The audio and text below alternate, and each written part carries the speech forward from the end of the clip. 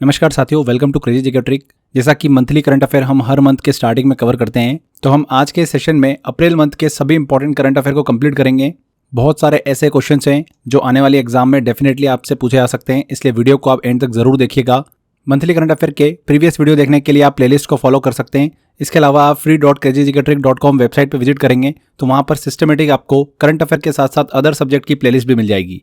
तो बहुत अच्छे से सिक्वेंशियली अगर आप सारे टॉपिक्स को, सब्जेक्ट्स को कवर करना चाहते हैं तो आप यहाँ से अच्छे से कर सकते हैं। इसके अलावा दोस्तों, समर सेल अभी स्टार्ट हो चुकी है। क्रेजी जीके ट्रिक एप्लीकेशन पर आप विजिट करेंगे या वेबसाइट पर विजिट करेंगे तो वहाँ पर आपको लोवेस्ट प्राइस पर सारे कोर्सेज देखने को मिल जाएंगे। इवन मेरा 100 आवर जीएस का जो कोर्स है वो भी आपको मात्र 750 रुपये में अवेलेबल हो जाएगा। इसके अलावा आपको स्टडी मटेरियल भी बहुत अच्छी प्राइस पर देखने को मिल जाएगा। तो एक बार विजिट जरूर करिएगा crazy GK trick application, and आप वेबसाइट को भी चेकआउट कर सकते हैं। लिंक मैंने description box and comment box में दे रखा है। तो चलिए अब सेशन को शुरू करते हैं। इस मंथ का देखिए पहला इंपॉर्टेंट क्वेश्चन आता है, बिहार के नए मुख्यमंत्री कौन बने हैं? तो हाल ही में फ्रेंड्स, भाजपा नेता सम्राट चौधरी ने बिहार के 24वें चीफ मिनिस्टर के रूप में शपथ ली है। वे बिहार के इतिहास में भाजपा के पहले मुख्यमंत्री बने। सम्राट चौधरी तारापुर विधानसभा सीट से विधायक के एमएलए हैं और उन्हें राज्यपाल सैयद अता हसनैन ने शपथ दिलाई है। उन्होंने नीतीश कुमार का स्थान लिया है, जो कि मार्च 2026 में राज्यसभा के लिए चुने गए। उनके साथ जेडीयू के विजय कुमार चौधरी और विजेंद्र प्रसाद यादव ने नए डिप्टी चीफ मिनिस्टर के रूप में शपथ ली है। बिहार में विधानसभा की 243 और लोकसभा की कितनी सीटें हैं? 40 सीटें हैं। यहाँ पर सम्राट चौधरी बिल्कुल करेक्ट होगा। भारत और किस देश के बीच संयुक्त सैन्य अभ्यास दस्तलिक का 7वां संस्करण आयोजित किया गया? तो भारत और किस देश के बीच में? उज्बेकिस्तान के बीच में। भारत और उज्बेकिस्तान के बीच संयुक्त सैन्य अभ्यास दस्तलिक का 7वां एडिशन अप्रैल 2026 में आयोजित किया गया। यह अभ्यास उज्बेकिस्तान में आयोजित हुआ। इस बायलेटरल मिलिट्री डील की बात करें तो इसका मुख्य फोकस सेमी माउंटेनियस ट्रेनिंग में सुरक्षा और सामरिक कौशल विकसित करना होता है। दस्तलिक अभ्यास की शुरुआत 2019 में हुई थी। इसका पिछला 6वां एडिशन जो है अप्रैल 2025 में पुणे, भारत में आयोजित किया गया था। इस बार उज्बेकिस्तान में आयोजित किया गया 7वां एडिशन भारत और उज्बेकिस्तान के बीच में आयोजित होता है। बी आंसर, किस भारतीय खिलाड़ी को Wisden leading women's cricketer in the world का खिताब दिया गया है? किसे दिया गया है? दीप्ति शर्मा को। दीप्ति शर्मा को चुना गया। वहीं ऑस्ट्रेलिया के मिचेल स्टार्क को लीडिंग मेंस क्रिकेटर और भारत के अभिषेक शर्मा को लीडिंग T20 प्लेयर का सम्मान दिया गया है। विजडन के 5 क्रिकेटर्स ऑफ द ईयर में 4 भारतीय खिलाड़ी हैं, शुभमन गिल, रविंद्र जडेजा, ऋषभ पंत और मोहम्मद सिराज। विजडन को बाइबिल ऑफ क्रिकेट भी कहा जाता है, जिसकी शुरुआत 1864 में जॉन विजडन ने करी थी। यहाँ पर दीप्ति शर्मा बिल्कुल करेक्ट होगा। हाल ही में शेखा झील पक्षी अभ्यारण्य को भारत के 99वें रामसर स्थल के रूप में नामित किया गया। यह किस राज्य में स्थित है? तो उत्तर प्रदेश के अलीगढ़ में स्थित शेखा झील पक्षी अभ्यारण्य को भारत का 99वां रामसर स्थल के रूप में घोषित किया गया है। ये एक ताजे पानी की झील है जो कि सेंट्रल एशियन फ्लाईवे के प्रवासी पक्षियों के लिए एक बहुत ही महत्वपूर्ण विश्राम स्थल है। यहाँ पर पक्षियों की 170 से अधिक प्रजातियां पाई जाती है। इस घोषणा के बाद भारत में कुल रामसर साइट की संख्या कितनी हो गई है? 99। हाल ही में यूपी के पटना पक्षी अभ्यारण्य और गुजरात के छारी ढांड को भी ये दर्जा दिया गया था। यहाँ पर शेखा झील पक्षी अभ्यारण्य कहाँ पर स्थित है? उत्तर प्रदेश में।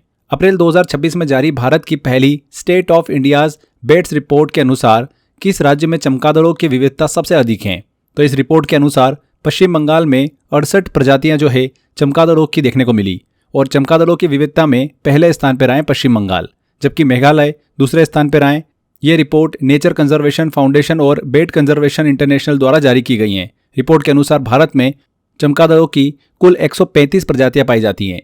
ध्यान रखिएगा, भारत में वेस्ट बंगाल है, पश्चिम बंगाल, जहां पर सबसे अधिक विविधता हमको देखने को मिलती है। यहां पर वेस्ट बंगाल करेक्ट होगा। सुप्रीम कोर्ट ने किस अनुच्छेद के तहत सड़क सुरक्षा को नागरिकों के जीवन के अधिकार का हिस्सा माना है? तो सुप्रीम कोर्ट ने एक पब्लिक इंटरेस्ट लिटिगेशन PIL पर सुनवाई करते हुए ये एक ऐतिहासिक फैसला सुनाया कि कोर्ट ने सुरक्षित सड़कों का अधिकार, राइट टू सेफ रोड्स, अब संविधान के आर्टिकल 21 के तहत जीवन के अधिकार का हिस्सा है। भारत में बढ़ते रोड एक्सीडेंट्स और खराब इंफ्रास्ट्रक्चर के कारण नागरिकों की जान को होने वाले खतरे को देखते हुए निर्णय लिया गया। यह फैसला राज्य सरकारों को बेहतर और सुरक्षित सड़कें सुनिश्चित करने के लिए जवाबदेह बनाता है। तो आर्टिकल 21, सी आंसर।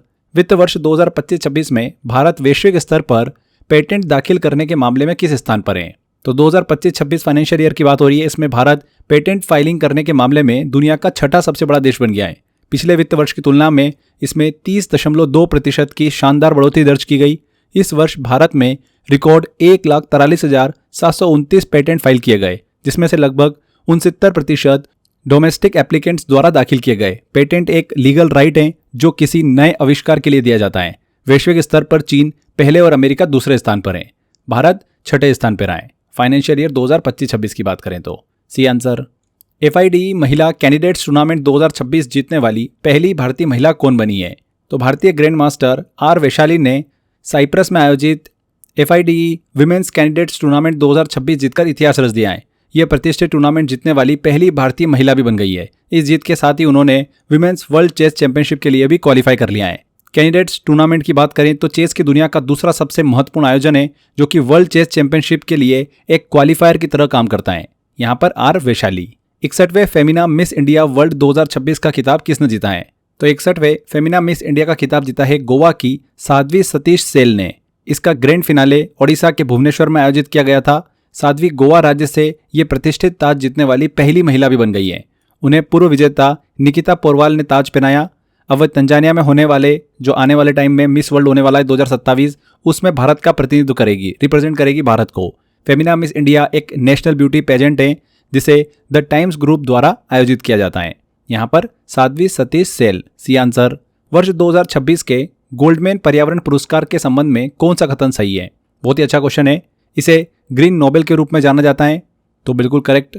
इतिहास में पहली बार सभी 6 विजेता महिलाएं हैं, बिल्कुल ये भी करेक्ट रहा। इस बार पुरस्कार राशि $2 लाख प्रति विजेता को दी जाती है। तो उपरोक्त कथन मतलब उपरोक्त सभी स्टेटमेंट सही होंगे। A, B, C मतलब D वाला स्टेटमेंट यहाँ पर करेक्ट होगा। हम सभी को बताइए कि गोल्डमैन पर्यावरण पुरस्कार को ग्रीन नोबेल के रूप में जाना जाता है और इस बार इतिहास में पहली बार दुनिया के 6 अलग अलग भौगोलिक क्षेत्रों से चुनी गई सभी विजेता महिलाएं हैं, जिसे यहाँ पर $2 लाख लगभग 1.6 करोड़ रुपए की पुरस्कार राशि दी जाती है। ये जो पुरस्कार होता है उन ग्रासरूट एक्टिविस्ट को दिया जाता है जो कि पर्यावरण संरक्षण के लिए जमीनी स्तर पर संघर्ष करते हैं। भारत में मेधा पाटकर, आलोक शुक्ला जैसे लोग पूर्व में सम्मान जो है वो पा चुके हैं, गोल्डमैन पर्यावरण पुरस्कार। नेक्स्ट क्वेश्चन लेते हैं। यूनेस्को ने आधिकारिक तौर पर किस मोरक्को शहर को वर्ष 2026 के लिए विश्व पुस्तक राजधानी नामित किया है? तो यूनेस्को ने मोरक्को के शहर रबात को वर्ष 2026 के लिए विश्व पुस्तक राजधानी के रूप में घोषित किया है, वर्ल्ड बुक कैपिटल। इसकी घोषणा 23 अप्रैल को विश्व पुस्तक और कॉपीराइट दिवस के अवसर पर की गई। ये सम्मान रबात को साक्षरता बढ़ाने, पुस्तक उद्योग के विकास और नॉलेज इकोनॉमी को बढ़ावा देने के प्रयासों के लिए मिला है। इस कार्यक्रम की शुरुआत 2001 में मैड्रिड से हुई थी। वर्ष 2025 के लिए ब्राजील का रियो डी जेनेरियो विश्व पुस्तक राजधानी रहा था। 2026 में मोरक्को का शहर Rabat. B answer. Doctor Vijaypat Singhania का हाल ही में निधन हो गया। इन्हें किस वर्ष पद्म भूषण पुरस्कार से सम्मानित किया गया था? तो रेमंड ग्रुप के पूर्व chairman doctor Vijaypat Singhania का 87 वर्ष की आयु में निधन हो गया। भारत सरकार ने व्यापार, उद्योग और एविएशन के क्षेत्र में उनके असाधारण योगदान को ध्यान में रखते हुए 2006 में उन्हें देश के तीसरे सर्वोच्च नागरिक सम्मान पद्म भूषण से नवाजा था। 2006 में। D answer. उन्होंने रेमंड को भारत के सबसे बड़े परिधान ब्रांड में स्थापित करने में अहम भूमिका निभाई थी। उनकी ऑटोबायोग्राफी का नाम है एन इनकम्प्लीट लाइफ, जो कि काफी चर्चा में रही थी। ये भी आप क्लियर रखिएगा। D answer. अगला आता है question. National book critics circle award 2025 से किस भारतीय लेखिका को सम्मानित किया गया? किसे सम्मानित किया गया? प्रसिद्ध भारतीय लेखिका अरुंधति रॉय को। अमेरिका के प्रतिष्ठित national book critics circle award 2025 से इन्हें सम्मानित किया गया।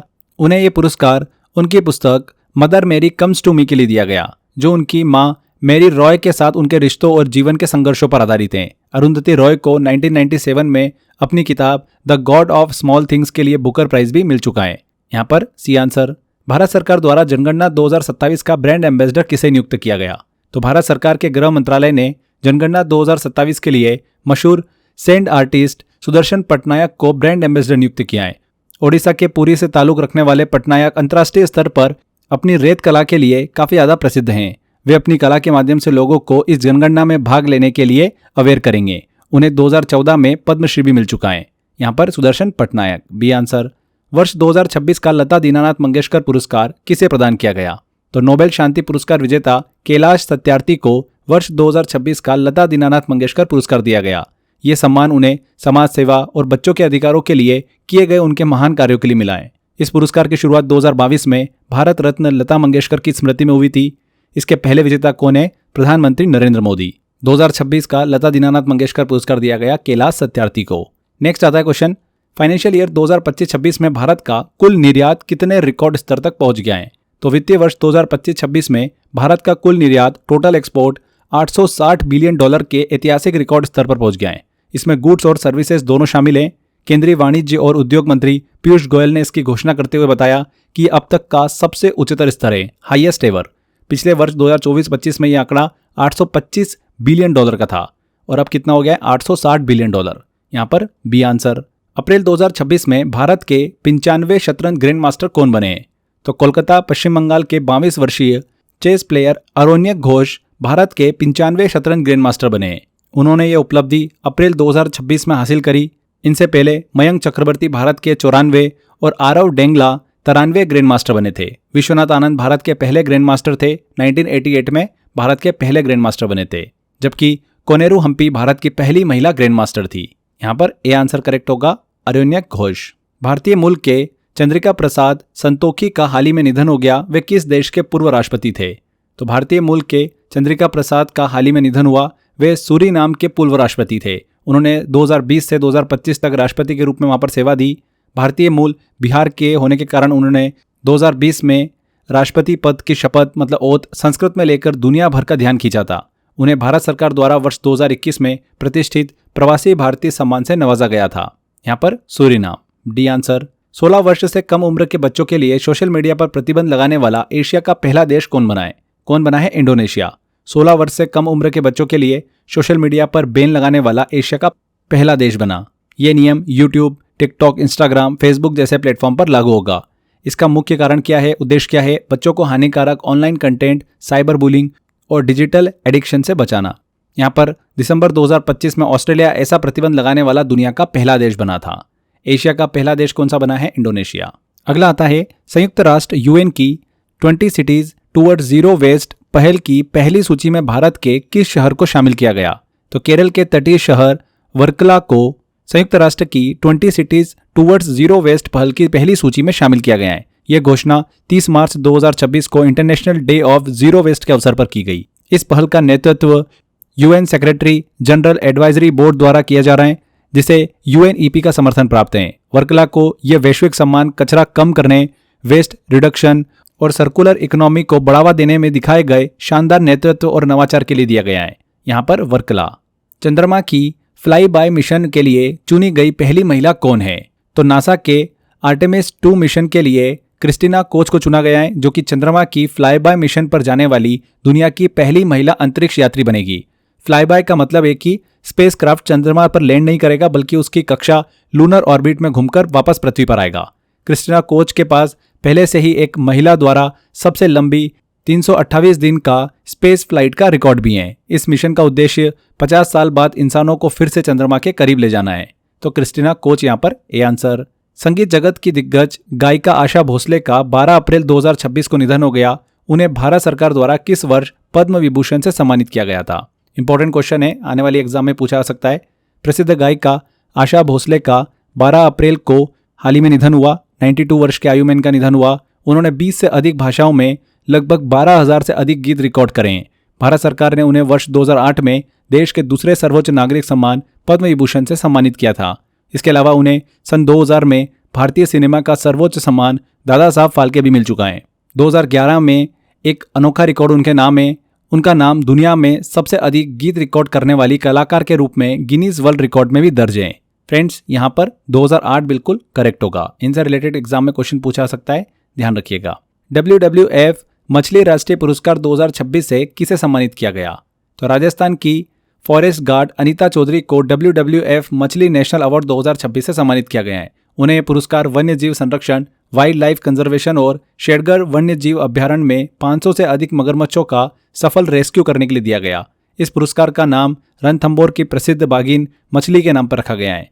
ये सम्मान उन लोगों को दिया जाता है जो अवैध शिकार को रोकने और वन्य जीव की सुरक्षा में जमीनी स्तर पर उत्कृष्ट कार्य करते हैं। यहाँ पर अनीता चौधरी।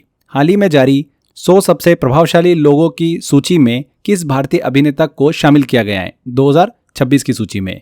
तो टाइम मैगजीन की 100 सबसे प्रभावशाली लोगों की सूची जो जारी की गई 2026 की, उसमें अभिनेता रणबीर कपूर को शामिल किया गया है।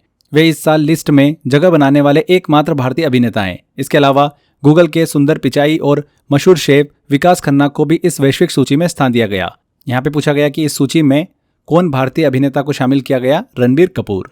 2026 के लॉरियस वर्ल्ड स्पोर्ट्स अवार्ड में world sportsman of the year का खिताब किसने जीता है?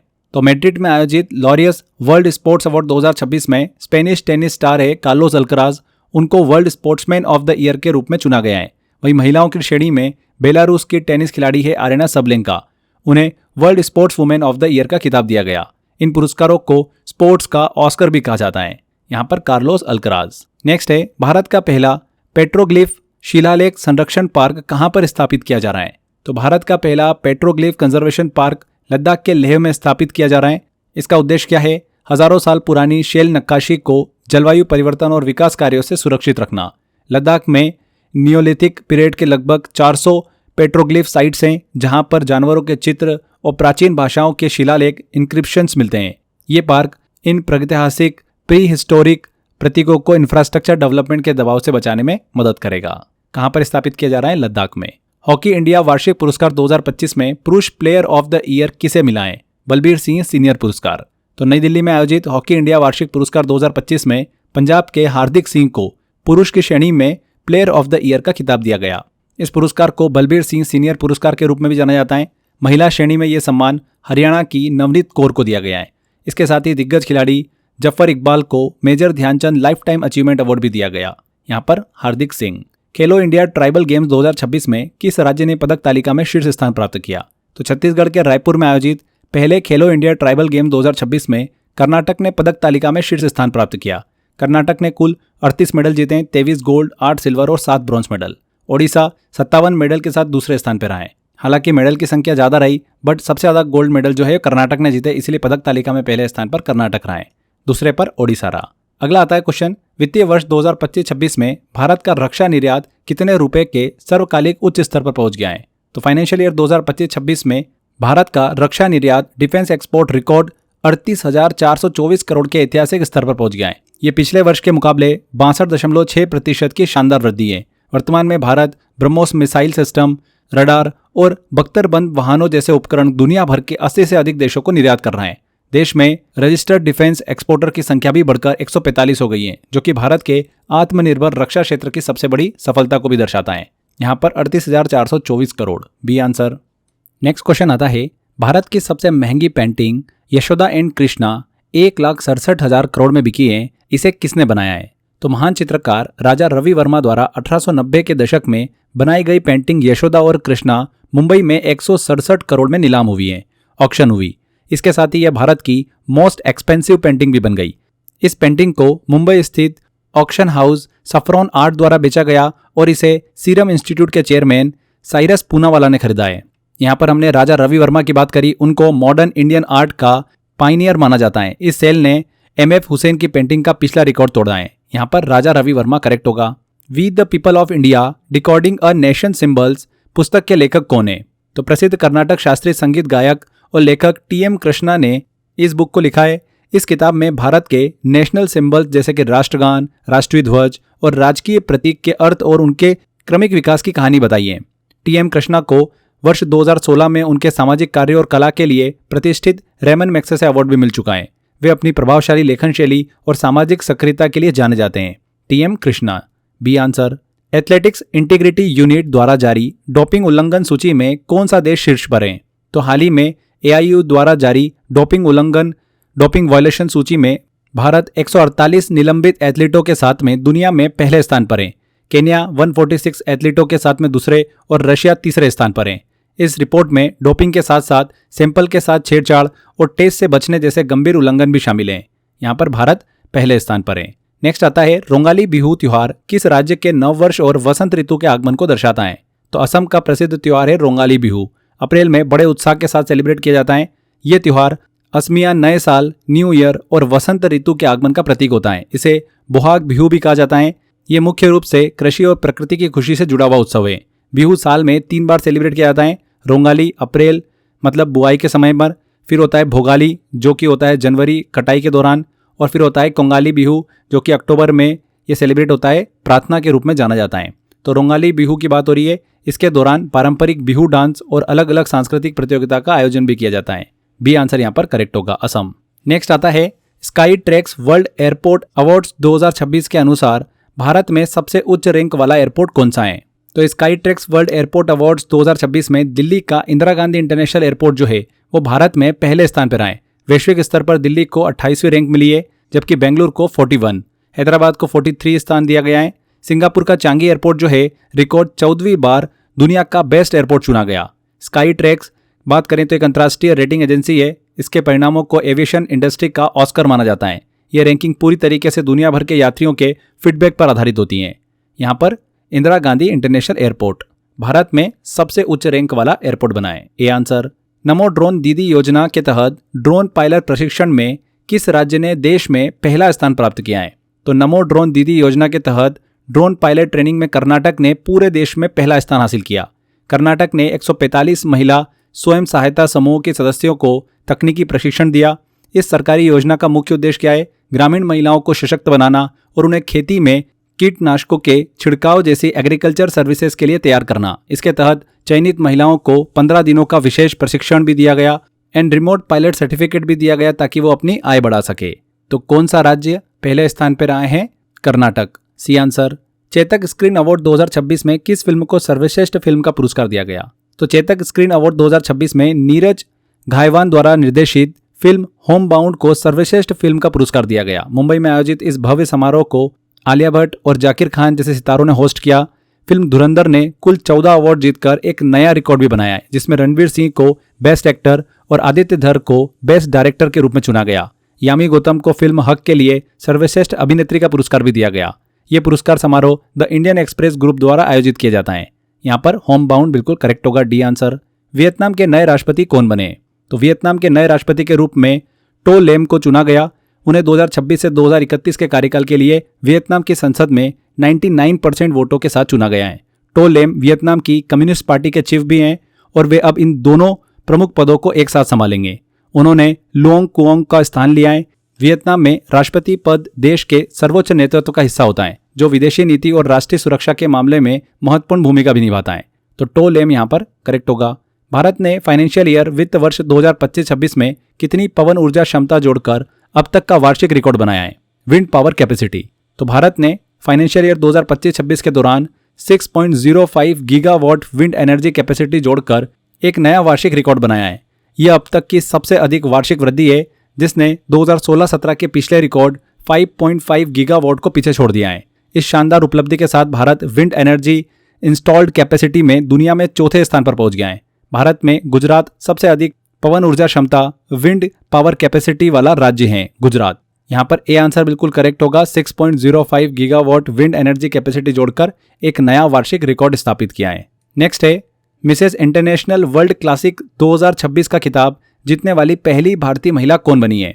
तो 59 वर्षीय Geetanjali Om Prakash Mrs international world classic 2026 का प्रतिष्ठित खिताब जीतने वाली पहली भारतीय महिला बन गई है। इस अंतर्राष्ट्रीय ब्यूटी पेजेंट का आयोजन कुआलालंपुर मलेशिया में किया गया। गीतांजलि पंजाब के अमृतसर से ताल्लुका रखती है और पेशे से एक मैनेजिंग डायरेक्टर हैं। यह प्रतियोगिता विशेष रूप से शादीशुदा महिलाओं के लिए आयोजित की जाती है और वैश्विक मंच पर इस तरीके का टाइटल जीतना भारतीय महिलाओं के सशक्तिकरण का एक बहुत ही बड़ा एग्जाम्पल भी है, प्रमाण भी है। यहाँ पर गीतांजलि ओम प्रकाश बिल्कुल बी आंसर करेक्ट होगा। नेक्स्ट आता है centre for research on energy and clean air report के अनुसार मार्च 2026 में भारत का सबसे प्रदूषित शहर कौन सा रहा है? तो इस रिपोर्ट के अनुसार मार्च 2026 में हरियाणा का गुरुग्राम भारत का सबसे प्रदूषित शहर मोस्ट पॉल्यूटेड सिटी रहा है। टॉप 10 प्रदूषित शहरों में हरियाणा के 4 शहर गुरुग्राम, बहादुरगढ़, फरीदाबाद और मानेसर शामिल हैं। वहीं पूरे वित्तीय वर्ष 2025-26 की बात करें तो उत्तर प्रदेश का गाजियाबाद देश का सबसे प्रदूषित शहर रहा है। यहाँ पर पूछा गया है कि रिपोर्ट के अनुसार मार्च 2026 में भारत का सबसे प्रदूषित शहर कौन सा रहा है? तो वो रहा है गुरुग्राम। नेक्स्ट आता है भारतीय राष्ट्रीय राजमार्ग प्राधिकरण NHAI ने राष्ट्रीय राजमार्ग के किनारे औषधीय पौधे लगाने के लिए किस नई पहल की शुरुआत करी है? तो NHAI ने नेशनल हाईवेज के किनारे खाली जमीन पर आरोग्य वन नाम से औषधीय पौधे लगाने की शुरुआत करी है। इस पहल के तहत नीम, आंवला, जामुन, नींबू इस तरीके की 36 औषधीय प्रजातियों को चुना गया है। पहले चरण में दिल्ली, NCR और राजस्थान सहित 11 राज्यों की जमीनों को चिन्हित किया गया। इसका उद्देश्य क्या है? आयुर्वेद को बढ़ावा देना और हाईवे के किनारे बायोडाइवर्सिटी को मजबूत करना। यहाँ पर आरोग्य वन डी आंसर। किस राज्य सरकार ने हाल ही में कैंसर को एक अधिसूचनीय रोग घोषित किया है? नोटिफिएबल डिसीज।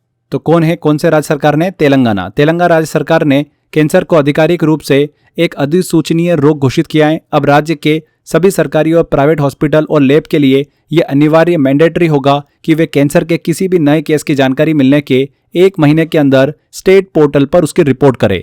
इस कदम का उद्देश्य यह है कि कैंसर के मामलों का सटीक डेटा इकट्ठा करना, ताकि बीमारी की बेहतर निगरानी की जा सके और राज्य में स्वास्थ्य सुविधाओं को उसी अनुसार बेहतर बनाया जा सके। तो यहाँ पर तेलंगाना सरकार। नेक्स्ट है, विश्व होम्योपैथी दिवस कब मनाया जाता है? तो हर साल 10 अप्रैल को विश्व होम्योपैथी दिवस सेलिब्रेट किया जाता है। ये दिन होम्योपैथी के जनक doctor Christian Frederick Samuel Hahnemann की जयंती के सम्मान में सेलिब्रेट किया जाता है। वे एक जर्मन चिकित्सक थे जिन्होंने चिकित्सा की इस पद्धति की खोज की। 2026 के लिए इस दिवस की थीम रही थी होम्योपैथी फॉर सस्टेनेबल हेल्थ। इस दिवस को सेलिब्रेट करने का मुख्य उद्देश्य यह है कि होम्योपैथी के लाभों के प्रति जागरूकता, अवेयरनेस फैलाना और इसे सार्वजनिक स्वास्थ्य का हिस्सा बनाना। 10 अप्रैल को सेलिब्रेट किया जाता है विश्व होम्योपैथी दिवस। नेक्स्ट है, नवीनीकरणीय ऊर्जा सांख्यिकी 2026 के अनुसार भारत अक्षय ऊर्जा क्षमता में विश्व में किस स्थान पर है? तो मतलब पूछा गया है कि रिन्यूएबल एनर्जी स्टैटिस्टिक्स 2026 की बात हो रही है। उसके अनुसार भारत जो है वो रिन्यूएबल एनर्जी में विश्व में किस स्थान पर है? तो इंटरनेशनल रिन्यूएबल एनर्जी एजेंसी की ताज़ा रिपोर्ट के अनुसार बात करें तो भारत अक्षय ऊर्जा क्षमता रिन्यूएबल एनर्जी कैपेसिटी के मामले में दुनिया में तीसरे स्थान पर आता है। भारत ने ब्राजील को पीछे छोड़कर यह मुकाम हासिल किया है। वर्तमान में चीन पहले नंबर पर है, दूसरे पर अमेरिका और तीसरे पर आता है भारत। मार्च 2026 तक भारत की कुल नॉन फॉसिल कैपेसिटी की बात करें तो लगभग 283.46 गीगावाट हो गई है। फाइनेंशियल ईयर 2025-26 के दौरान भारत ने अपनी क्षमता में रिकॉर्ड 55.2 गीगावाट की वृद्धि की है। तो भारत तीसरे नंबर पर है। नेक्स्ट आता है, 9वां प्रोफेसर MS स्वामीनाथन अवार्ड 2024-25 से किसे सम्मानित किया गया? तो 90वें MS स्वामीनाथन पुरस्कार की बात करें तो ये अवार्ड दिया गया है डॉक्टर CH श्रीनिवास राव को। वे वर्तमान में इंडियन एग्रीकल्चर रिसर्च इंस्टीट्यूट के डायरेक्टर हैं। उन्हें यह सम्मान क्लाइमेट रेसिलिएंट एग्रीकल्चर और प्राकृतिक संसाधन प्रबंधन के क्षेत्र में उनके योगदान के लिए दिया गया। ये पुरस्कार की स्थापना 2004-2005 में उन कृषि वैज्ञानिकों को सम्मानित करने के लिए की गई थी जो देश की खाद्य सुरक्षा और खेती के विकास में अहम भूमिका निभाते हैं। इस बार अवार्ड किसे दिया गया? डॉक्टर CH श्रीनिवास राव को। नेक्स्ट आता है, पद्मश्री से सम्मानित भगवान दास रेकवार का 83 वर्ष की आयु में निधन हो गया। उनका संबंध किस क्षेत्र से था? तो मध्य प्रदेश के प्रसिद्ध बुंदेली मार्शल आर्ट के गुरु भगवान दास रेकवार का निधन हो गया। उन्हें वर्ष 2026 के गणतंत्र दिवस पर खेल के क्षेत्र में पद्मश्री से सम्मानित किया गया था। उन्होंने सागर में छत्रसाल बुंदेलखंड अखाड़ा की स्थापना भी की थी। वे लाठी, तलवार, भाला और ढाल चलाने जैसे पारंपरिक हथियारों पर आधारित युद्ध कौशल के उस्ताद थे। यहाँ पर Bundeli martial art. C answer. CBI ने डिजिटल अरेस्ट जैसी धोखाधड़ी से निपटने और नोटिस को वेरीफाई करने के लिए कौन सा AI चैटबॉट लॉन्च किया है? तो CBI ने ऑनलाइन धोखाधड़ी और डिजिटल अरेस्ट जैसे मामलों से नागरिकों को बचाने के लिए अभय नाम का एक AI चैटबॉट लॉन्च किया है। ये पहल बढ़ते हुए साइबर अपराधों पर लगाम लगाने के लिए एक महत्वपूर्ण तकनीकी कदम है। यहाँ पर अभय बिल्कुल करेक्ट होगा, ए आंसर। हाल ही में चर्चा में रहा रिलॉज, जिसका फुल फॉर्म है reciprocal exchange of logistic support pact, किन दो देशों के बीच पारस्परिक रसद विनिमय से संबंधित हैं? तो भारत और रूस के बीच RELOS reciprocal exchange of logistic support समझौता अब पूरी तरीके से लागू हो गया है। ये एक मिलिट्री लॉजिस्टिक एग्रीमेंट है जिसके तहत दोनों देश एक दूसरे के सैन्य ठिकानों का उपयोग ईंधन भरने, मरम्मत और रसद आपूर्ति के लिए कर सकेंगे। इस समझौते से भारतीय नौसेना की पहुंच जो है आर्कटिक और प्रशांत महासागर तक आसानी से हो जाएगी और दोनों देशों के बीच डिफेंस कॉर्पोरेशन और भी ज्यादा मजबूत होगा। इंडिया और रशिया, ए आंसर। गरिया पूजा त्योहार मुख्य रूप से किस राज्य में मनाया जाता है? तो गरिया पूजा त्रिपुरा का एक प्रमुख लोक त्योहार है जो कि अप्रैल के महीने में सेलिब्रेट होता है। यह त्योहार 7 दिनों तक चलता है जिसमें त्रिपुरा की आदिवासी जनजाति अपने भगवान बाबा गरिया की पूजा करते हैं। ये मुख्य रूप से फसल की अच्छी पैदावार और सुख समृद्धि के लिए सेलिब्रेट होता है। इस दौरान यहाँ की कोकबोरोक बोलने वाली जनजातियां अपनी पारंपरिक संस्कृति का प्रदर्शन करती है और कोकबोरोक त्रिपुरा की एक आधिकारिक भाषा भी है जिसे 1979 में मान्यता दी गई थी। तो यहाँ पर त्रिपुरा बिल्कुल करेक्ट होगा। गरिया पूजा त्रिपुरा में सेलिब्रेट किया जाता है। आंध्र प्रदेश उच्च न्यायालय की पहली महिला मुख्य न्यायाधीश के रूप में किसे नियुक्त किया गया? तो जस्टिस लिसा गिल को आंध्र प्रदेश हाईकोर्ट का नया चीफ जस्टिस नियुक्त किया गया है। वे इस उच्च न्यायालय की कमान संभालने वाली पहली महिला भी बन गई है। उन्होंने धीरज सिंह ठाकुर का स्थान लिया है। इस नियुक्ति से पहले वे पंजाब और हरियाणा हाईकोर्ट में न्यायाधीश के रूप में कार्यरत थी। जजों की नियुक्ति संविधान के आर्टिकल 217 और आर्टिकल 222 के प्रावधानों के तहत राष्ट्रपति द्वारा की जाती है। यहाँ पर जस्टिस लिसा गिल। 24 अप्रैल को राष्ट्रीय पंचायती राज दिवस मनाया जाता है। पंचायत का प्रावधान भारतीय संविधान की किस अनुसूची में है? तो हर साल 24 अप्रैल को राष्ट्रीय पंचायती राज दिवस सेलिब्रेट होता है। वर्ष 2026 में इसका 16वां संस्करण आयोजित किया गया। पंचायतों का प्रावधान संविधान की 11वीं अनुसूची में है, जिसे 73वें संविधान संशोधन अधिनियम 1992 द्वारा जोड़ा गया था। इस अनुसूची में पंचायतों के पास कुल 29 सब्जेक्ट हैं, 29 सब्जेक्ट्स हैं। यहाँ पर शेड्यूल 11 बी आंसर। पहला पंचायती राज दिवस वर्ष 2010 में पूर्व प्रधानमंत्री मनमोहन सिंह द्वारा घोषित किया गया था। ये भी क्लियर रखिएगा। नेक्स्ट आता है WWF नेशनल अवार्ड 2026 से किस भारतीय वनस्पति विज्ञानी को सम्मानित किया गया? तो केरल के बॉटनिस्ट हैं एन अलीम यूसुफ। उनको WWF नेशनल अवार्ड 2026 से सम्मानित किया गया है। उन्हें सम्मान उनके द्वारा विकसित AI powered mobile app neophyte ID के लिए मिला है। ये ऐप केरल में लगभग 100 आक्रामक पौधों की पहचान करने में सक्षम है। इस प्रोजेक्ट को आगे बढ़ाने में उन्हें WWF की तरफ से 1.5 लाख रुपए का सीड ग्रांट किया गया है। ये पुरस्कार पर्यावरण संरक्षण के क्षेत्र में नवाचार के लिए दिया जाता है। यहाँ पर एन अलीम यूसुफ। राज्यसभा के डिप्टी चेयरमैन के रूप में लगातार तीसरी बार कौन निर्वाचित हुए हैं? तो हरिवंश नारायण सिंह को लगातार तीसरी बार राज्यसभा का डिप्टी चेयरमैन निर्विरोध चुना गया है। वे इस पद पर पहुंचने वाले पहले नॉमिनेटेड मेंबर हैं। उनका पिछला कार्यकाल 9 अप्रैल 2026 को समाप्त हुआ था। इसके बाद राष्ट्रपति द्रौपदी मुर्मू ने उन्हें फिर से उच्च सदन के लिए नामित किया। नजमा हेपतुल्ला के बाद वे दूसरे ऐसे व्यक्ति हैं जो 3 बार इस पद पर चुने गए। सदन के नेता JP नड्डा ने उन्हें उपाध्यक्ष बनने का प्रस्ताव पेश किया था। यहाँ पर हरिवंश नारायण सिंह। किस उत्तर पूर्वी राज्य ने खासी और गारो भाषाओं को आधिकारिक प्रशासनिक मान्यता प्रदान करी है? तो मेघालय कैबिनेट ने खासी और गारो भाषाओं को आधिकारिक भाषा ऑफिशियल लैंग्वेज का दर्जा देने के लिए मेघालय आधिकारिक भाषा अध्यादेश 2026 को मंजूरी दी है। ये नया कानून पुराने 2005 के अधिनियम का स्थान लेगा, जिसमें केवल अंग्रेजी को ही प्रशासनिक मान्यता प्राप्त थी। इस निर्णय से अब सरकारी सूचनाओं, प्रशासन, एडमिनिस्ट्रेशन और प्रतियोगी परीक्षाओं में स्थानीय भाषाओं का उपयोग बढ़ जाएगा। इससे राज्य की सांस्कृतिक पहचान और भी मजबूत होगी और सरकारी कामकाज में जनता की पहुंच आसान होगी।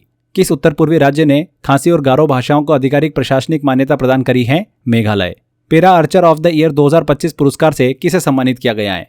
तो जम्मू कश्मीर की प्रसिद्ध तीरंदाज शीतल देवी को para Archer of the year 2025 से सम्मानित किया गया है। ये सम्मान उन्हें वर्ल्ड आर्चरी द्वारा साउथ कोरिया में आयोजित विश्व चैंपियनशिप में उन्हें ऐतिहासिक प्रदर्शन के लिए दिया गया। शीतल देवी को वर्ष 2024 में अर्जुन अवार्ड से भी सम्मानित किया चुका है।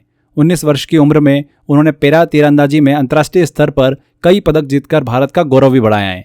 करंटली वो इस खेल की ग्लोबल स्टार बन चुकी है। शीतल देवी बी आंसर। 30 मार्च 2027 तक राष्ट्रीय आपदा प्रतिक्रिया बल NDRF के महानिदेशक के रूप में किसका कार्यकाल बढ़ाया गया? किसका कार्यकाल बढ़ाया गया? पीयूष आनंद का। 30 मार्च 2027 तक इनका कार्यकाल बढ़ाए। कैबिनेट की नियुक्ति समिति ने उन्हें यह सर्विस एक्सटेंशन दिया है। पीयूष आनंद ने मार्च 2024 में अतुल करवाल के सेवानिवृत्त होने के बाद पद संभाला था। NDRF भारत की एक स्पेशल फोर्स है जो कि बाढ़, भूकंप, चक्रवात जैसी घटनाओं के समय बचाव और राहत कार्यों का प्रभावी प्रबंधन करती है। इसका मुख्यालय कहाँ पर है? नई दिल्ली में। पीयूष आनंद सही होगा। 1 अप्रैल 2026 को भारतीय रिजर्व बैंक ने अपना कौन सा स्थापना दिवस मनाया है?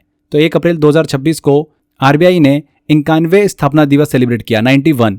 1 अप्रैल 1935 को हिल्टन यंग कमीशन की सिफारिश पर RBI एक्ट 1934 के तहत इसकी स्थापना हुई थी। 1 जनवरी 1949 को इसका नेशनलाइजेशन किया गया था। वर्तमान में संजय मल्होत्रा इसके गवर्नर हैं। इसका मुख्यालय कहाँ पर है? मुंबई में। ये भारत का सेंट्रल बैंक है जो कि देश की मौद्रिक नीति, मॉनेटरी पॉलिसी और बैंकिंग प्रणाली को कंट्रोल करता है। यहाँ पर 91 बी आंसर। नागरिक उड्डयन महानिदेशालय के नए प्रमुख के रूप में इनमें से किसे नियुक्त किया गया? Director general of civil aviation. तो 1996 बैच के IAS अधिकारी वीर विक्रम यादव को नागरिक उड्डयन महानिदेशालय का नया महानिदेशक नियुक्त किया है। उन्होंने फैज अहमद किदवई का स्थान लिया। इससे पहले वे पर्यावरण मंत्रालय में एडिशनल सेक्रेटरी के पद पर कार्यरत थे। DGCA भारत में नागरिक उड्डयन को विनियमित करने वाली एक प्रमुख संस्था है। इसका मुख्य कार्य क्या है? एविएशन सेफ्टी, पायलटों के प्रशिक्षण नियम और एयरलाइंस के संचालन पर कड़ी निगरानी रखना और उसे एंश्योर करना। वीर विक्रम यादव यहाँ पर बिल्कुल सही होगा। मंगोलिया के नए प्रधानमंत्री के रूप में किसे चुना गया है? तो उचरल नियाम ओसोर को मंगोलिया का नया प्राइम मिनिस्टर चुना गया है। उन्होंने गोम्बोजेव का स्थान लिया, जिन्होंने भ्रष्टाचार और विधायी गतिरोध के कारण इस्तीफा दे दिया था। अचरल इससे पहले देश के डिजिटल डेवलपमेंट मिनिस्टर और पार्लियामेंट स्पीकर भी रह चुके हैं। उनका संबंध रहा है मंगोलियन पीपल्स पार्टी से। मंगोलिया की राजधानी क्या है? उलान बटार। यहाँ पर सी आंसर। अंतर्राष्ट्रीय नवीनीकरण ऊर्जा एजेंसी की नवीनतम रिपोर्ट के अनुसार 2025 में भारत दुनिया का कौन सा सबसे बड़ा नवीनीकरणीय ऊर्जा बाजार बन गया है? Largest renewable energy market. तो इंटरनेशनल रिन्यूएबल एनर्जी एजेंसी के अनुसार वर्ष 2025 में भारत दुनिया का तीसरा सबसे बड़ा रिन्यूएबल एनर्जी मार्केट बन गया। फरवरी 2026 तक भारत की कुल इंस्टॉल्ड सोलर कैपेसिटी 143.6 गीगावाट तक पहुंच गई है। भारत की कुल बिजली क्षमता अब 500 गीगावाट को पार कर गई है, जिसमें नॉन फॉसिल फ्यूल जैसे सौर, पवन और जल ऊर्जा की हिस्सेदारी 51% से अधिक हो गई है। ये पर्यावरण संरक्षण और ऊर्जा सुरक्षा की दिशा में बहुत ही बड़ी उपलब्धि है। यहाँ पर थर्ड सी आंसर, म्यांमार के नए राष्ट्रपति कौन बने हैं? तो म्यांमार के मिलिट्री चीफ मिन आंग हाइंग को अप्रैल 2026 में देश का नया राष्ट्रपति चुना गया। मिन आंग की बात करें तो साल 2021 में हुए सैन्य तख्तापलट के बाद से ही देश की कमान संभाल रहे हैं। उन्होंने आंग सान सू की लोकतांत्रिक सरकार को हटाकर सत्ता पर कब्जा किया था। यहाँ पर ए आंसर, उपराष्ट्रपति सीपी राधाकृष्णन ने भारत के संविधान का किस भाषा में अनुवादित संस्करण जारी किया है? तो उपराष्ट्रपति सीपी राधाकृष्णन ने नई दिल्ली में भारत के संविधान का सिंधी संस्करण जारी किया है। ये एक डिग्लॉट एडिशन है, जिसका अर्थ है इसमें सिंधी के साथ हिंदी या फिर अंग्रेजी का भी अनुवाद दिया गया है। इसका उद्देश्य है सिंधी भाषी लोगों को उनके अधिकारों और कर्तव्यों के प्रति जागरूक करना। सिंधी भाषा संविधान की 8वीं अनुसूची में शामिल है, जिसे 21वें कॉन्स्टिट्यूशनल अमेंडमेंट एक्ट 1967 के माध्यम से जोड़ा गया था। यहाँ पर सिंधी बिल्कुल करेक्ट होगा। एशियाई मुक्केबाजी चैंपियनशिप 2026 में भारतीय महिला टीम ने कुल कितने स्वर्ण पदक जीते हैं? तो मंगोलिया के उलान बटार में आयोजित एशियन बॉक्सिंग चैंपियनशिप 2026 में भारतीय महिला टीम ने ऐतिहासिक प्रदर्शन किया। भारत की सभी 10 महिला मुक्केबाजों ने पदक जीते हैं, जिसमें से 4 गोल्ड, 2 सिल्वर और 4 ब्रॉन्ज मेडल शामिल हैं। 100% सक्सेस रेट के साथ भारतीय महिला टीम पदक तालिका में नंबर 1 पर रही है। यहाँ पे बात हो रही है कि कुल कितने गोल्ड जीते हैं, तो 4 गोल्ड मेडल जीते हैं।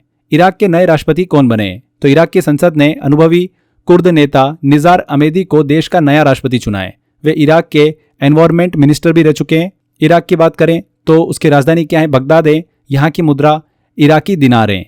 इराक की भौगोलिक सीमाएं तुर्की, ईरान, सऊदी अरब और सीरिया जैसे महत्वपूर्ण देशों से लगती है, जिससे इसका रणनीतिक महत्व और भी बढ़ जाता है। यहाँ पर निजार अमेदी बिल्कुल करेक्ट होगा।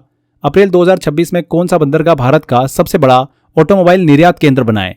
तो गुजरात का मुंद्रा पोर्ट जो है, ये भारत का सबसे बड़ा ऑटोमोबाइल एक्सपोर्ट हब बना है। इस पोर्ट ने एक ही जहाज में 6000 से ज्यादा कारों का निर्यात करके एक नया नेशनल रिकॉर्ड भी बनाया। मुंद्रा पोर्ट का संचालन अडानी पोर्ट्स द्वारा किया जाता है। यह भारत का सबसे बड़ा निजी और व्यावसायिक बंदरगाह भी है। कमर्शियल पोर्ट, यहाँ से अफ्रीका, यूरोप जैसे बड़े बड़े बाजारों के लिए वाहनों का एक्सपोर्ट किया जाता है। मुंद्रा पोर्ट यहाँ पर बिल्कुल सही है।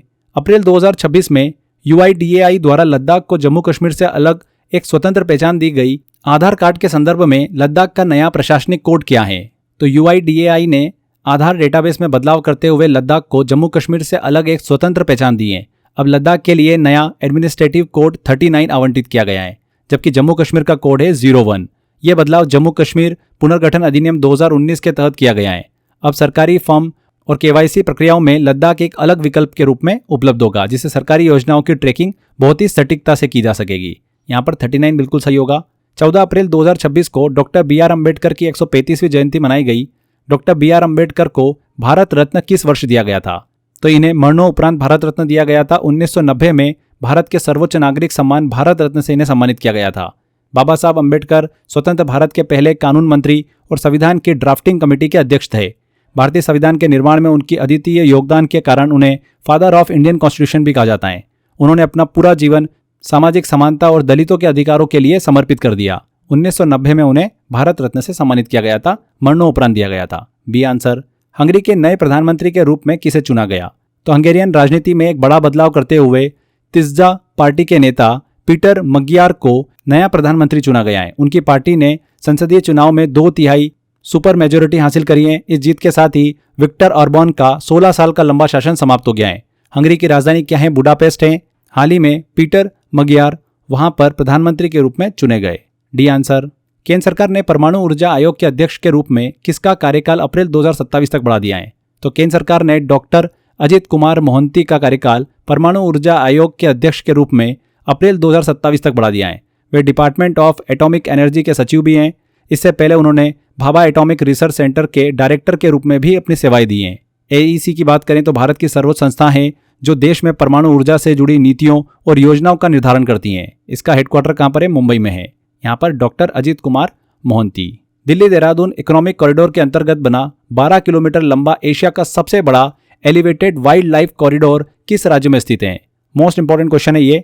एशिया का सबसे लंबा 12 kilometre elevated wild life corridor Uttarakhand में स्थित हैं।